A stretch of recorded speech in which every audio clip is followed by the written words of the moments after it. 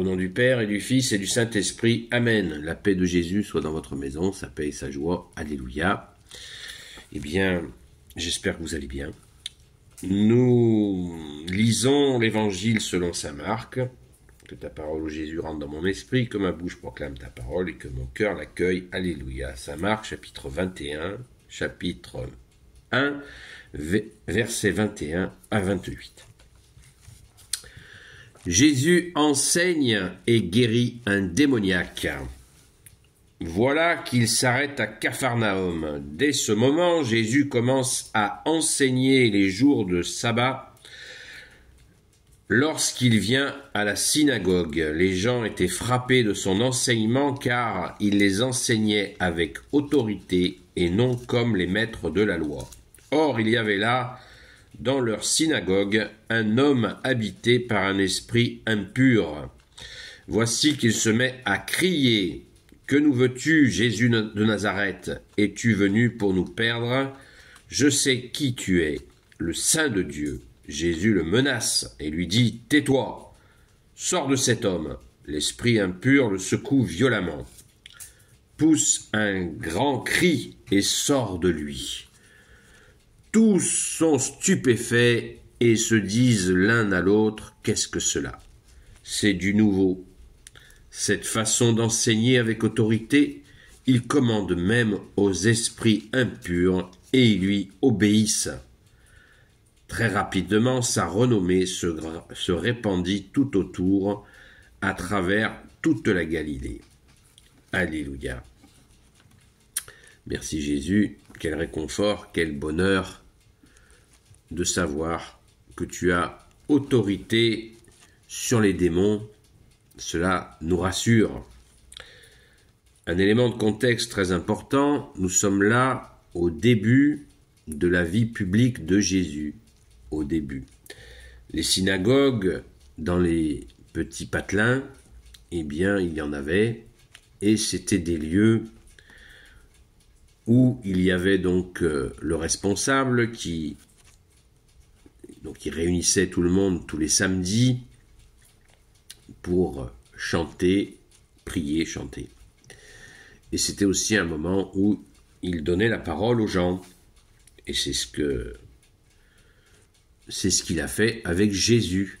C'est cette tradition, qui est d'ailleurs une tradition tout à fait intéressante, où les gens qui passaient par là avaient la possibilité de s'exprimer.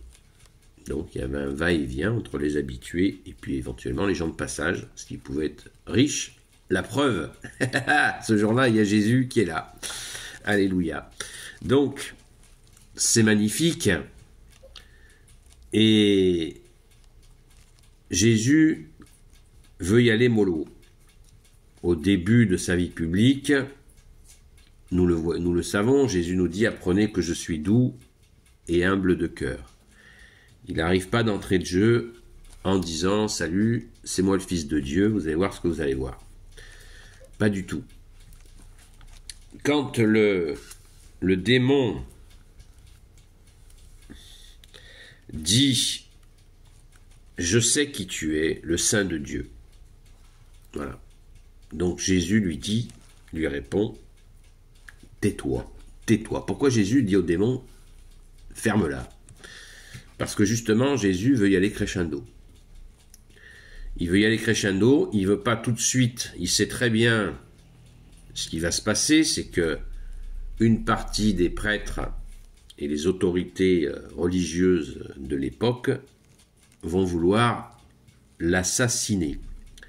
Il le sait, certainement.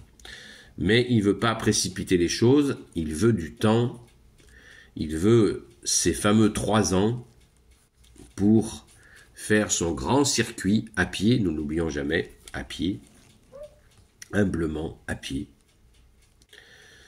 et avoir le temps de faire tout ce qu'il a à faire, de marquer les esprits, révéler, tendre la main à tant de gens, dans tant de situations que nous relate si parfaitement l'Évangile. L'Évangile en 4 formes, que nous appelons l'Évangile quadriforme.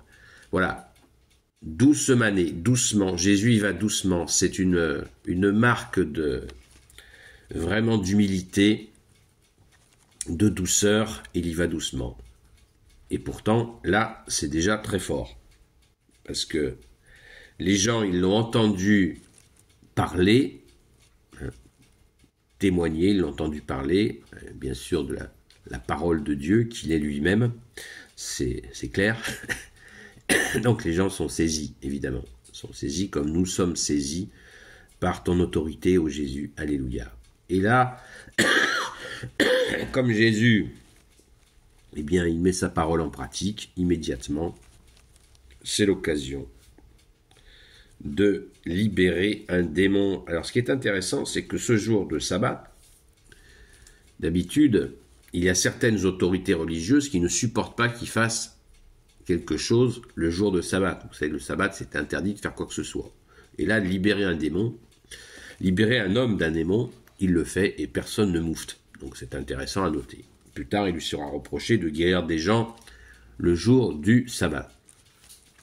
Et Jésus nous dira qu'il en est le maître, qu'il en est le Seigneur. Et c'est là où ça commencera à chauffer. Quand Jésus se déclarait Seigneur du sabbat, maître du sabbat, là, ça commençait à être chaud. Mais là, le lien entre les paroles d'autorité et l'action de dégommer un démon en libérant cette personne d'un démon, vous imaginez qu'en plus, la joie de la personne qui a été libérée, donc c'est, à l'époque, ils appelaient ça un esprit impur, qui était contraire à Dieu, et c'était assez courant. De nos jours, l'influence des démons, elle est très courante aussi, mais les gens n'ont pas forcément le réflexe de se tourner vers Jésus, l'ont moins, et c'est bien dommage. Mais ça revient beaucoup, ça revient énormément. Il y a déjà eu un épisode très fort à l'époque de l'avènement du protestantisme.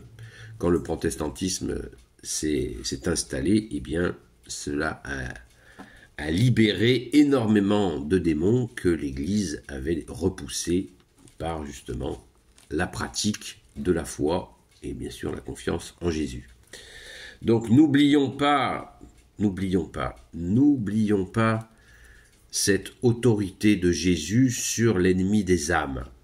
Nous avons tant d'occasions pour nous-mêmes ou pour des personnes autour de nous, ce qui ne veut pas dire qu'il faut s'amuser à un petit jeu malsain que jouent certains. Ah, celui-là, il a un démon.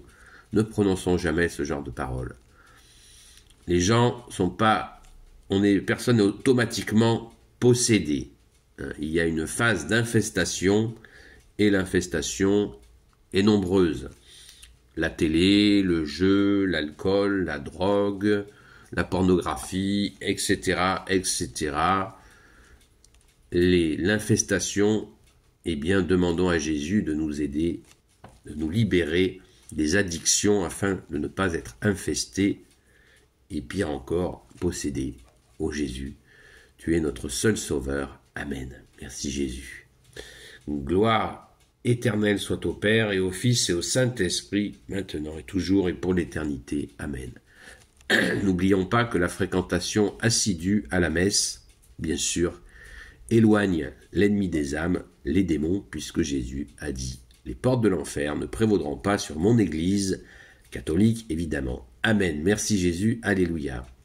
Ô Jésus, toi qui peux tout et qui portes tout, toi le Sauveur, toi l'Emmanuel, je te confie toutes celles et ceux qui regarderont cette vidéo, ainsi que leurs proches, selon ta seule volonté, ô Jésus. Sainte Marie, Reine des cieux, toi l'Immaculée Conception, toi notre Mère Notre-Dame, Grand Saint Joseph, toi le juste et le saint, toi le sage, Saint Joseph dont on dit qu'il est la terreur des démons, merci Grand Saint Joseph, toi le saint gardien de la Sainte Église catholique et apostolique, Sainte Marie-Madeleine, notre chère Sainte Patronne, et vous, tous les saints et saintes, amis de toi, ô Jésus, Saint Michel Archange, qui est comme Dieu, Saint Gabriel Archange, Saint Raphaël Archange, et vous, tous les anges qui servez Jésus, je vous confie toutes celles et ceux qui regarderont cette vidéo, ainsi que leurs proches, selon ta seule volonté, ô Jésus. La paix de Jésus soit dans votre maison, et je vous dis à très vite. Et prions, prions, il y a plein de gens pour qui nous avons à prier. Merci beaucoup, à très vite.